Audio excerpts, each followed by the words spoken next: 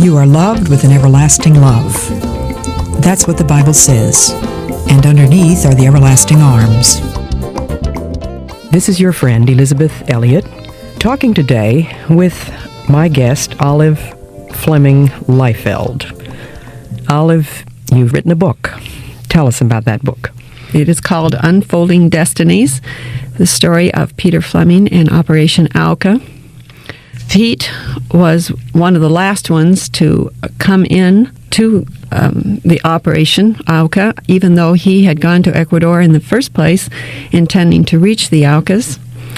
And he had written a diary, and I had kept this diary for many years, and you, Betty, had kept saying, when are you going to do something with the diary? And it was hard for me to even think of using the diary, but I did, trying to give some background, and I learned a lot of things through his diary about his love for me that he didn't express in letters. You sure would have been glad to have a little bit of that on paper in the letters, right? That's right.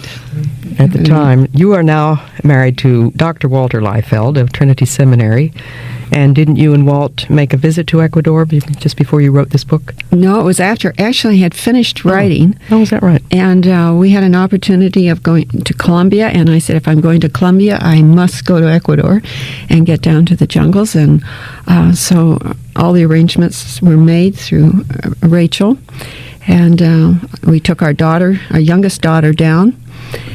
This was quite an experience to go from the North Shore of Chicago to a very primitive situation.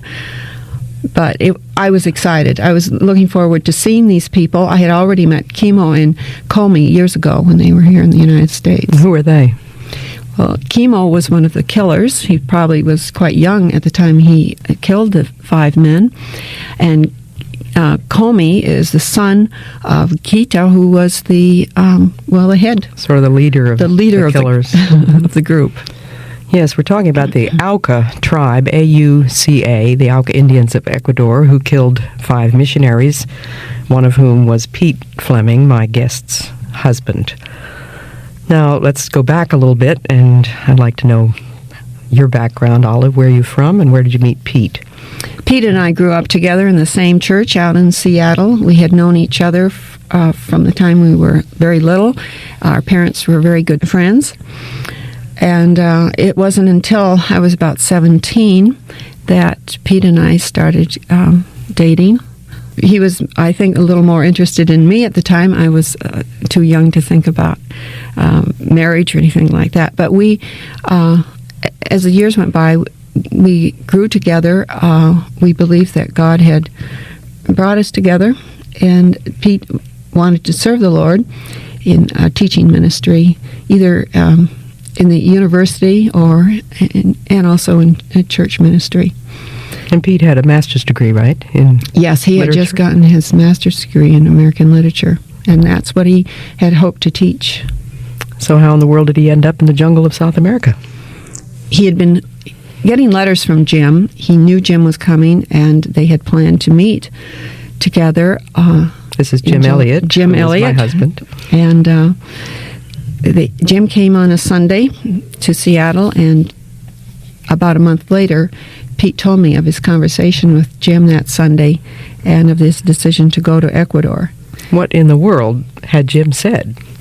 I'm not all sure, except that Jim had told Pete that he was looking for another single fellow to go with him. He just had lost 2 of his friends to marriage, and so Pete told me all of this about these 2 that had gotten married, and there was nothing to keep him at home.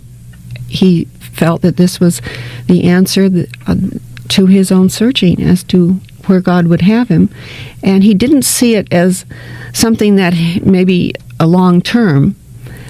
He believed that someday God would put him into teaching, but he believed that he needed to prepare himself, as Timothy did, in doing evangelism before he went out and teach. I certainly know that Jim Elliott had what he himself, I guess, would have called a sledgehammer personality. He accused me of being a sledgehammer type, but he did have a way of going around on the college campus and grabbing guys by the arm and saying, "Hey, buddy, how come you're not going to the mission field?"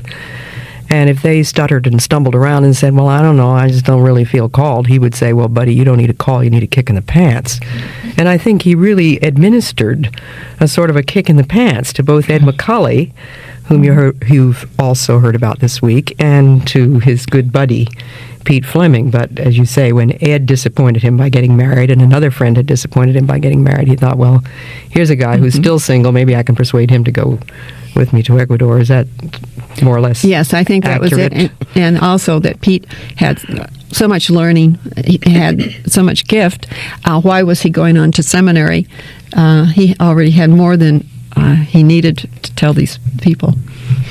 Well, how did you yourself come to terms with being the wife of a missionary when you, I suppose, at one time had hopes of being the wife of a university professor? Well, it was the fact that Pete had told me it was over between us and that he was going out single and that he could not hold me to any commitment that was so hard on me. It was very devastating, and at that point he said, we're not even going to write letters. It is over. Was that an engagement? Was it? No, it was. We had a commitment. We knew he was going to be going away to either Fuller or perhaps the service. And I knew he was going to be gone, and we had planned that we would be married in 3 years. Well, so you must have been perhaps more than a little bit upset with this guy, Jim Elliott, were you? I was very upset with Jim Elliott. And it took me a long time to get over that. And every time that, when you and Jim got engaged, then I thought, oh, probably now Pete will think about it. And that's just exactly what happened. And then when you got married, I thought, oh, well, now it's going to be my turn. And that's exactly what happened. It did happen. Well, we could look back on all these things and try to figure them out, but it's a wonderful thing to know that the Lord is sovereign, He's in charge. So you and Pete had been working in the jungle, single, with Jim, in a place called Shandia. Then you got married, and he went back to the States and married you, right? And then brought you back to Quito, and what'd you do there? We were there almost 9 months as I was learning the language. And at that time, during that time, I had 2 miscarriages, and I seemed to be more sick than I was well. And Pete, you had all sorts of jungle missionaries like the McCulleys and the Elliots landing on you every now and then. Yes, and they're important parents. Oh, they're important parents.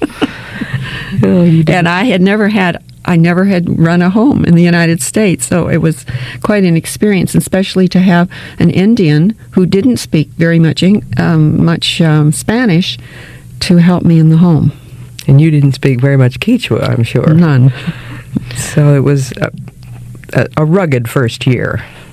Yes. And you went then from Quito to the jungles, and the first thing we did, we went to a Quechua conference. Jim and Pete were in charge of that Quechua conference, and it was at that time that Ed and Nate were flying over the jungles and found the Aucas. Oh, really? I'd forgotten about that juxtaposition. So you went to a little place called Puyapungu. Is that After right? that, yes. A place that Jim and I had been in for a short time.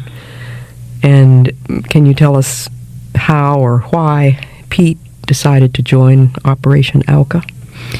Well, all the time we were there, he felt, in Puyapungu, he felt cut off, not knowing what was going on, except for Nate. Every week, Nate would come in, and he'd give us the news when he'd fly in, tell us what was going on, and he flew Roger in. And so these 3 men worked over plans and read as much as they could about different groups trying to get into tribes. And Pete just felt that Roger was far more capable than he was. Pete always felt that he wasn't really this jungle type. Pioneer type? Right. So he had some misgivings about that, but he also was very concerned about me, having brought me down to the jungles, and I had just had the second miscarriage. And so he was concerned, and now he had to make a decision. But it was the final time was at McCully's house when Nate spoke up for Pete going, and it was Ed, or not Ed, but it was Jim, your husband, that had said that he thought that it was putting all 3 Quechua speakers in that situation, it would be very difficult if they were all killed. Yes, well, of course, they all were killed. All 3 of the male missionaries in Ecuador that spoke Quechua at that time were all killed. There was Dr. Tidmarsh, but he was not in Ecuador at the time. So we were sort of left holding the bag, weren't we? Yes. But God knows all about that, and we have so little time left. Olive, just bring us up to date quickly on where you are now. I have been married to Walter Liefeld for 32 years. He's a professor of New Testament at Trinity Evangelical Divinity School. And we've had a ministry among the students there. And we're just looking now to the future as to what the Lord has for us next. 2 miscarriages when you were married to Pete, but you have how many children now? I have 3 children now. Well, thank you so much, Olive. My guest today was Olive Fleming Liefeld, whose husband was one of the 5 men killed in Ecuador in 1956. Thank you so much, Olive, for being with us. It's great to be with you.